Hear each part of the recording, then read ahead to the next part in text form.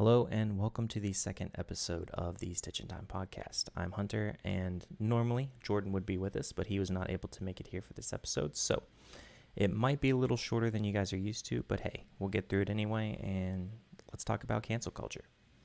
So most of you probably know what cancel culture is. Both our current president and our previous president have addressed the issue of cancel culture. It's a big thing people talk about, people afraid of getting canceled online. But essentially, for those of you that may be wondering or a little confused about what it is, it's the practice of withdrawing support from someone because they've either said something offensive or done something that you think is objectionable. So, a person will get offended, they'll get upset, and get others in on their cause to basically boycott or cancel it could be a business owner, an actor, a musician, usually someone of some note, because of something they said in their past, maybe something, a belief they said they had. They don't support that, so they rally others together and they cancel a person. People or products can be canceled. We've seen recently some products being canceled and things being canceled, but essentially it's tied to people most of the time. And there is a difference between canceling and cancel culture. And in and of itself, the term canceling isn't really a bad thing. A lot of times it's used in a negative way. But if you look at canceling or boycotting, anything of that nature where you're refusing to, buy a product or refusing to support a person because, you disagree with them, that's not necessarily a bad thing. And you can even encourage others to do it.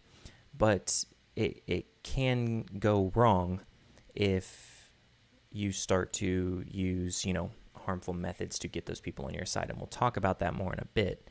But in and of itself, it's not really necessarily a bad thing. It's neutral in and of itself. But before we get into what cancel culture is, I just kind of want to talk about the subject of canceling. And it's not a new thing.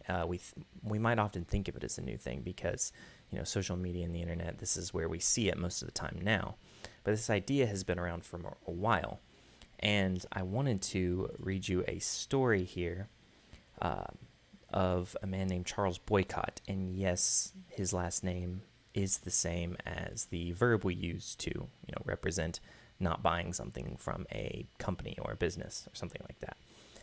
So this is actually where we got the term, and I'll read you the story and you'll kind of see why. So Charles was born in 1832, but we're looking at his life during the 1880s, so this is quite a while ago. So Charles served in the British Army for a long time before retiring to Ireland. He found his home working for a landlord named Lord Ernie in County Mayo, and this is over in Ireland. One of Charles's primary duties while working for Lord Ernie was to collect rent from the tenants of the Lord's land. And as time went on, some of the tenants grew tired of Charles and they started to hate him. And they thought he was kind of a heartless, cold, monster because the rent prices were high. They didn't get a lot of breaks. Even if they had a bad farming season, there weren't enough breaks given to them. And he was evicting people. And he was just looked at as this terrible, awful guy, didn't like him. So during this same time period, there were some farmers that were forming associations, and they had what was called the 3 Fs, which was fair rent, fixity of tenure, and free sale. And a man named, also I think Charles, but his last name Parnell, he takes over this movement, and there's a lot of stuff that happened in between there. But essentially he makes this quote: "I wish to point out to you a better way to handle this," because they were all, coming up with suggestions. He said, "A more Christian and charitable way, which will give the lost man an opportunity of repenting. When a man takes a farm from which another has been evicted, you must shun him on the roadside when you meet him. You must shun him in the streets of the town, and you must shun him in the shop.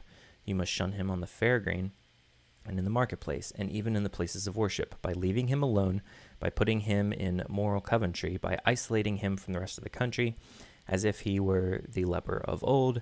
You must show him your detestation of the crime he committed."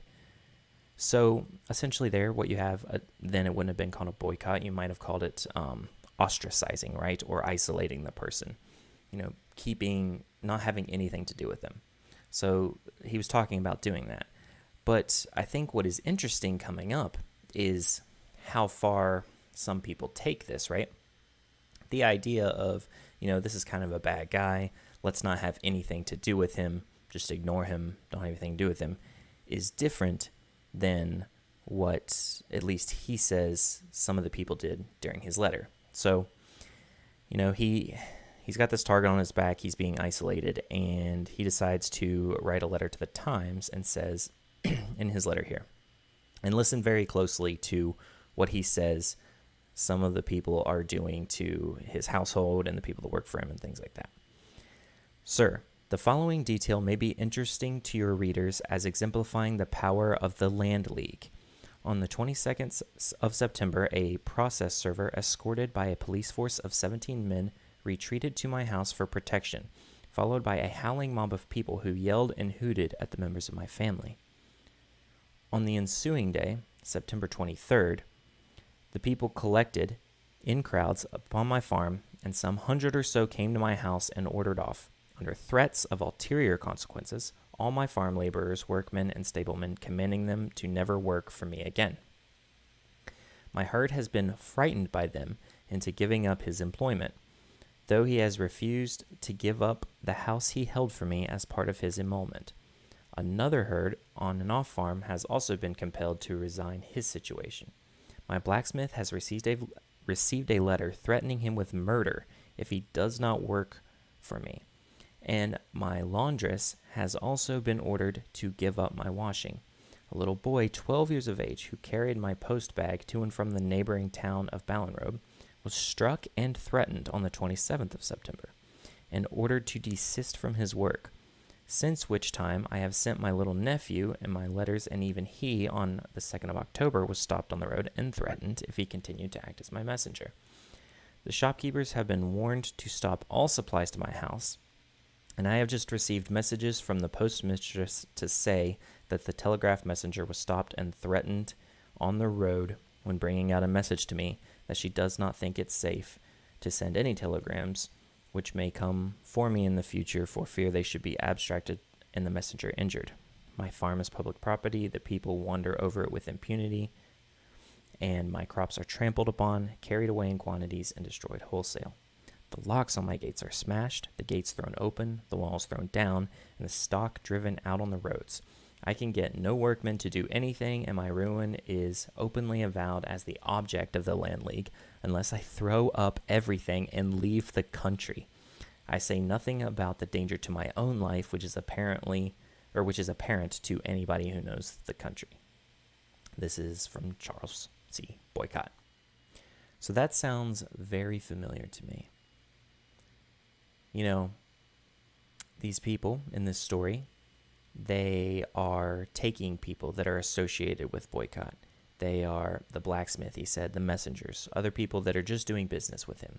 Those people are attacked, beaten, threatened, all the way up to the point of murder, just for us if they associate with Boycott.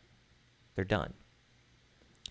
And, his properties being, destroyed. He feels threatened. His family feels threatened.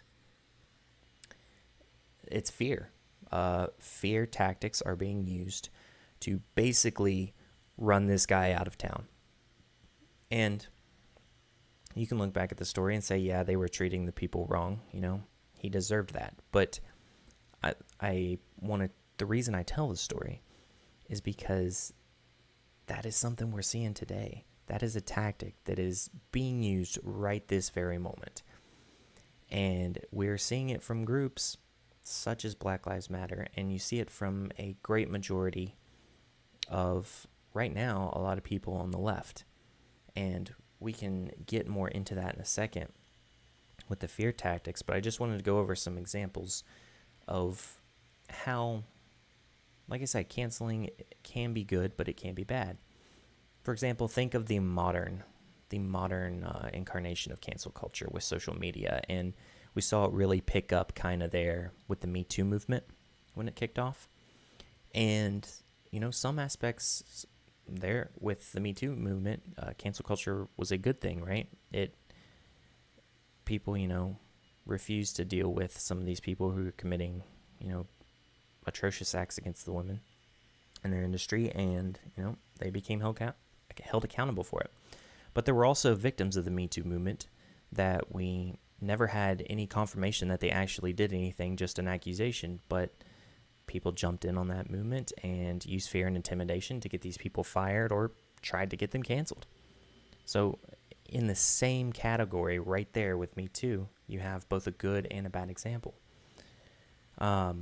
People are trying to cancel brands because they think the brands may be racist or the brand is sexist. A lot of it has to do with some form of offense towards racism or sexism or some form of bigotry, right? They think in some way that a brand is harmful or hurtful to someone because someone takes offense to it. We've seen it with actors and musicians that a tweet is pulled up from their past or something, and all of a sudden now they can't host an award show, something like that. We see it with historical figures, statues being pulled down, right? And it doesn't matter if the person was overall a good person or not. If they did one thing bad, the statue gets pulled down. We see it with history. They're trying to erase certain aspects of history. Look at the 1619 Project, trying to reshape actual things that happened and bend it in certain ways that aren't true. So canceling is starting to move in this direction because it's effective. It's starting to be used for evil purposes, and people are bringing in fear tactics to enhance the effectiveness of canceling. Because if you're canceling something that everybody can get behind is wrong and agrees with, you don't need to use fear tactics. You have, facts on your side. But if you're trying to push some sort of ideology or agenda forward that people don't necessarily agree with or won't get behind, one of the best ways to make them fall in line is fear. And that's what they're doing. And if you don't believe that is true, I would like to show you something. So, take a look here. This is a poll that 62% of Americans say they have political views that they are afraid to share. I'm going to read this to you. A new Cato national survey finds that self-censorship is on the rise in the United States. Nearly 2/3, or 62% of Americans, say that the political climate these days prevents them from saying things they believe because others might find them offensive. The share of Americans who self-censor has risen several points since 2017, when 58% of Americans agree with this statement. So like I said, it's picking up. These fears also cross partisan lines. It's not just only people on the right are afraid and people on the left aren't. We'll get to that more here in a second. So, specifically, the liberals are divided on political expression. However, strong liberals stand out as the only political group who feel they can express themselves. Nearly 6 in 10, or 58% of staunch liberals, feel they can say what they believe. However, centrist liberals feel differently. A slim majority of liberals feel they have to self-censor, as do 64% of moderates and 77% of conservatives. This demonstrates that political expression is an issue that divides the Democratic coalition between the centrist and their left flank. When you look at that, isn't it pretty clear how that lines up with what we're talking about? You look at this, the only group not afraid to say what they believe in and not afraid to speak out are the ones who are issuing out threats and making themselves intimidating to everyone else. I mean, to me, that makes sense. It's pretty clear. I mean, when you see things such as Black Lives Matter groups and people out on the street yelling, yelling during the night for people to get out of their house, marching in mobs into neighborhoods to where people feel threatened and feel like they need, to come out with guns and scare people away, or they feel the need to, call the police if they can. You have these groups pulling people from their cars and beating them senseless in the middle of the street to get in line. And all sorts of things you've seen in the past month. Going into restaurants and telling them that they have a list of demands that must be met or this restaurant is going to suffer. Does that not sound like mafia style, like movie tactics or something like that? Fear and intimidation. And if you don't fall in line, you're done. And it's an extreme form of done. It's not just, people aren't going to like you. You were for real canceled in a physical manner. So they go over what has changed. In 2017, most centrist liberals felt confident they could express their views. However, today, slightly less than half feel the same. The share who feel they cannot be open increased 7 points from 45% in 2017 to 52% today. In fact, there have been shifts across the board where more people among all political groups feel they are walking on eggshells. Although strong liberals are the only group who feel they can say what they believe, the share who feel pressure to self-censor rose 12 points from 30% in 2017 to 42% in 2020.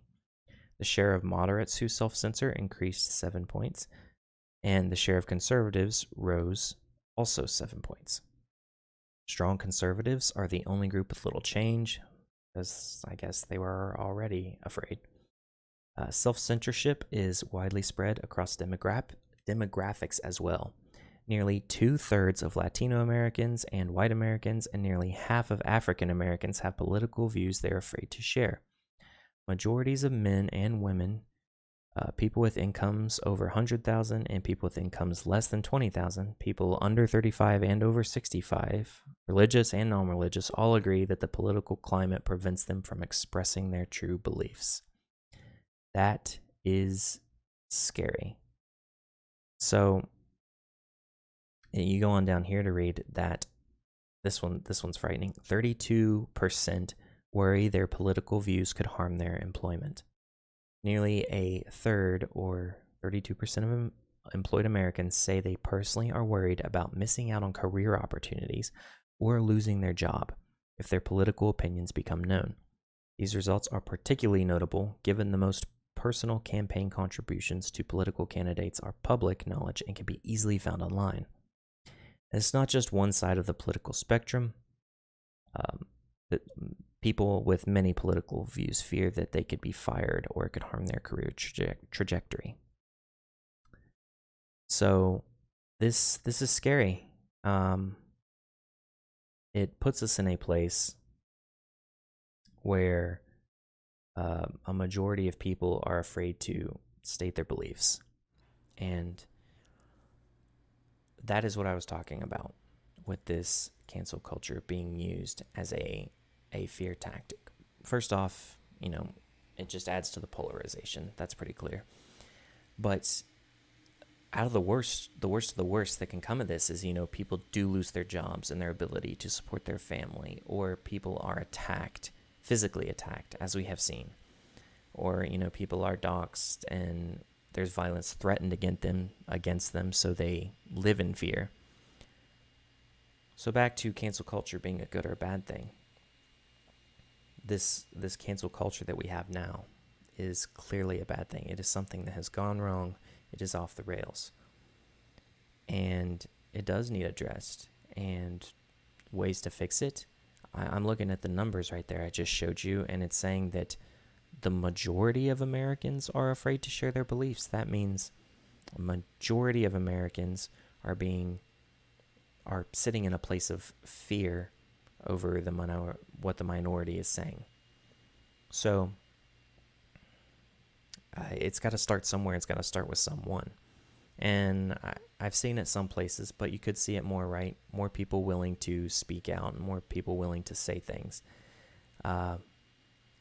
Certain protections, I've seen people, talk about amendments under the Constitution to protect things like that. Like, you can't be fired for your race or your gender, your ethnicity, your religious beliefs. They were saying add in, any of your cultural, political beliefs as well. I've even seen people joke about somebody made a rap video on bringing back the duel to settle all the disagreements and whatnot. But with regards to actually fixing it, I think it's going to take this silent majority that now we see exists out there to speak out and do something and want to take action. A lot of people don't want to stand up to cancel culture because the easiest way to avoid it right now is to lay low, right? If they don't notice you, they can't cancel you and they can't harm you. But that doesn't work because, as we have seen, even people that are supposedly laying low and not doing anything, these groups will come for them. You might not think you've done anything at all, but you just happen to live on a street where one of these rioting, marching groups goes through and is yelling for you to come out of your house one night. You never know. You may have said something way long ago in your past you think is hidden or erased and not even really offensive to begin with, but all of a sudden one day it does become something that you have to worry about because it offended someone somewhere and they got a bunch of people behind them yelling and screaming at you to give them your head on a platter. So getting the silent majority to stand up and to, speak out is very important, I think. And something that probably needs to happen soon because these effects are getting more and more dangerous. This canceling is, like I said, no longer just a simple, we don't support you. It's backed up by threats of violence and uses fear as its main tactic. And I think a large part of this, with the majority being silent and being afraid to say what they believe, while we saw it a few years ago, it has steadily risen.